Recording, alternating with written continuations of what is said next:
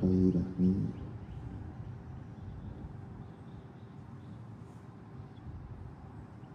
एकछिन आफ्नो शरीरलाई फिल गर्ने, शरीरमा के भइरहेछ, कहीँ दुखिरहेछ कि विभिन्न सेन्सेसनहरू उत्पन्न हुन्छ। कहिले प्लेजेन्ट सेन्सेसन हुन्छ, कहिले रमाइलो अनुभूति हुन्छ हाम्रो बडीमा, कहिले एकदम दुखिरहेको हुन्छ, अप्ठ्यारो हुन्छ, त्यो पनि थाहा पाउनु।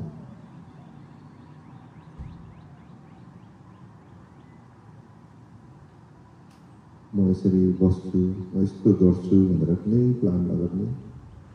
अहिले जे भइरहेछ प्रेजेन्ट मोमेन्टमा, त्यो वर्तमान अवस्थामा, त्यो नै हाम्रो जीवन हो।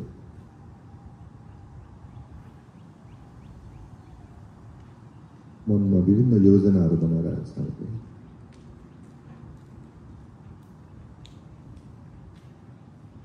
विभिन्न पुरानो कुराहरू आउन सक्छ मनमा,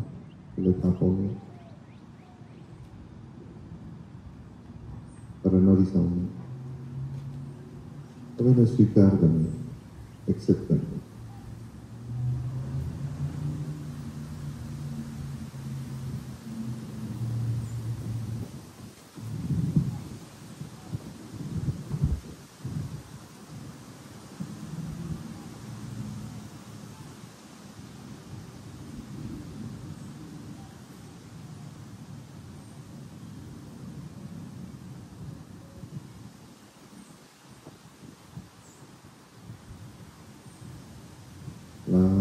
Cinta kamu bisa disolong.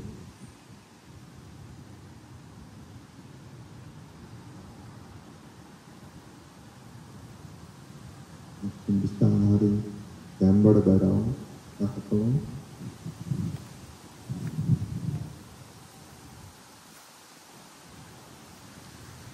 कस्तो भयो?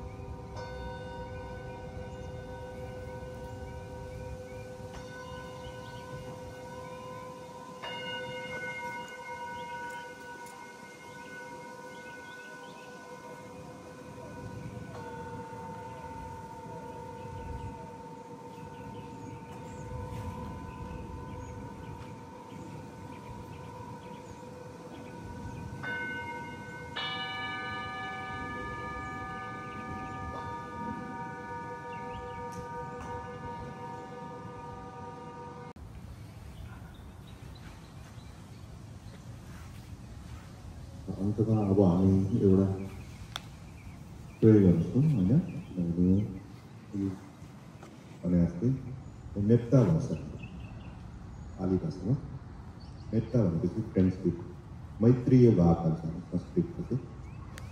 मैत्रीय भाव नभइकन हामीले कुनै पनि कुरा शान्त होइन हामीले फिल गर्न सक्दैनौँ त्यही भएर आफूमा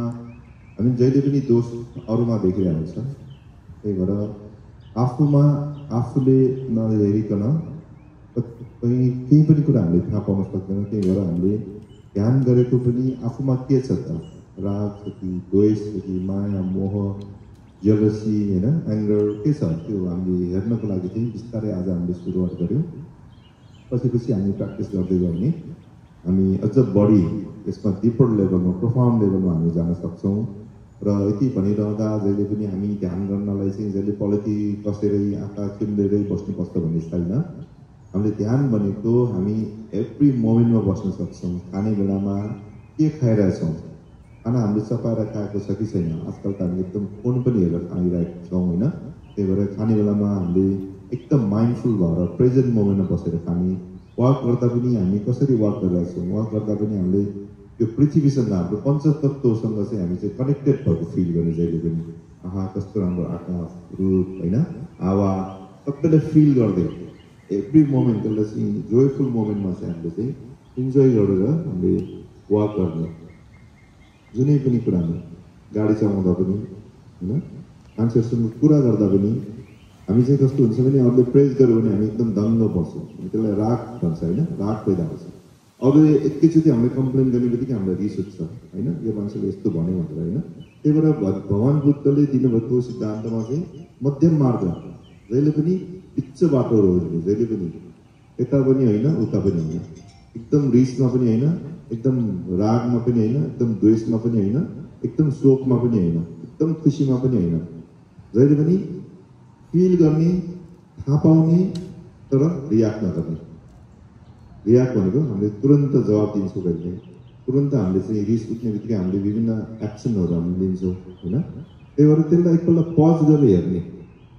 10 सेकेन्ड होइन 20 सेकेन्ड पज गर्ने के भइरहेछ अनि त्यसपछि मात्र हामीले अरू रियाक्ट गर्ने त्यही भएर चाहिँ जे कुरा हुन्छ नराम्रो कामहरू चाहिँ रियाक्टमा छिट्टो हामीले रियाक्ट गर्छौँ खुसीमा पनि कहिलेकाहीँ हामी एकदम खुसी भएर ल यो पार्टी आज मेरो तर्फबाट भन्छ होइन अनि जब होस आउँछ अनि हाम्रो त्यो मेरो पैसा त खर्च भएर भन्नुहुन्छ होइन अब रिसमा पनि हामीले ल तिमीसँग म अब छुट्टिन्छु म तिमीसँग बोल्दैनौँ होइन भन्छौँ होइन तर पछि हामीलाई रिग्रेट हुन्छ त्यही भएर भगवान् बुद्धले चाहिँ जहिले पनि प्रेजेन्ट मोमेन्टमा हामीले चाहिँ कसरी आफूलाई चाहिँ होइन समभावमा राख्ने त्यो कुरा चाहिँ सिकाउनु भएको छ त्यही भएर चाहिँ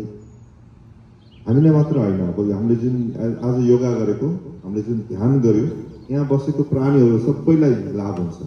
होइन हामीले जुन इनर्जी हामीले जुन यहाँ क्रिएट गर्यो नि पोजिटिभ इनर्जी त्यो इनर्जी सबैलाई चाहिँ लाभ हुन्छ त्यही भएर चाहिँ अहिले हामी लास्टमा चाहिँ जहिले पनि यो मेट्टा भनेको हामीले जुन अघि भन्यो नि मैत्रीय भाव हामीले चाहिँ सबैलाई चाहिँ थ्याङ्कफुल हुने हाम्रो आज सास हेऱ्यौँ शरीर हेऱ्यौँ आज तपाईँहरू बिहान उठेर आफूलाई चाहिँ आफ्नो शरीर हेर्ने मौका पायौँ हामीले त्यस्तो हेर्ने मौका छैन नि त हाम्रो होइन त्यही भएर हामी आफूलाई आफूले थ्याङ्कफुल हुने एकदम खुसी हुने आज मैले चाहिँ शरीर हेर्ने मौका पाएँ मेरो शरीरमा कस्तो कस्तो पीडाहरू रहेछ कस्तो दुःख रहेछ सास हेऱ्यौँ सास चाहिँ कसरी चल्दो रहेछ कहिले हेप्पी हुन्छ कहिले लाइट हुन्छ कहिले छिटो चल्छ किन त भनेर हामीले हेरेको हो नि त होइन अझ हामीले डिपर लेभलमा हेऱ्यो भने अझ हामीले बढी ज्ञान प्राप्त गर्न सक्छौँ किन सास एकदम छिटो चलेको हाम्रो रिसमा पनि छिटो चल्छ होइन एकदम खुसीमा पनि छिटो चल्छ त्यो सबै कुरा हामी अझ प्रोफाउन्ड लेभलमा जान्ने भए फेरि यस्तो कार्यक्रम गरौँ अथवा हाम्रो स्टुडियोमा आउनुहोस् होइन त्यहीबाट हामीले धेरै कुरा हामी सेयर गर्न सक्छौँ र यति भन्दै तपाईँहरूलाई चाहिँ एकछिन यो लास्टमा हामी 3 मिनटको प्रयोग गर्छौँ फेरि एकछिन आँखा चिम्म गरौँ नमस्ते गरौँ होइन अनि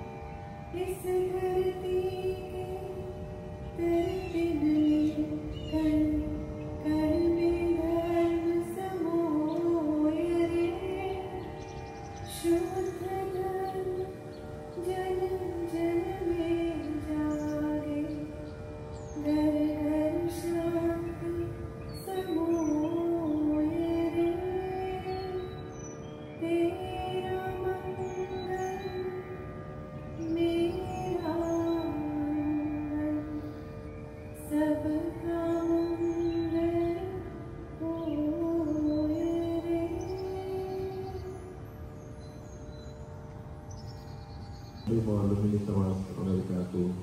सम्पूर्ण पदाधिकारीलाई फेरि म धन्यवाद दिन चाहन्छु र हामीलाई बोलाउनु भयो, हामीले केही जानेको कुराहरू सेयर गर्न पाएकोमा। Thank you very much.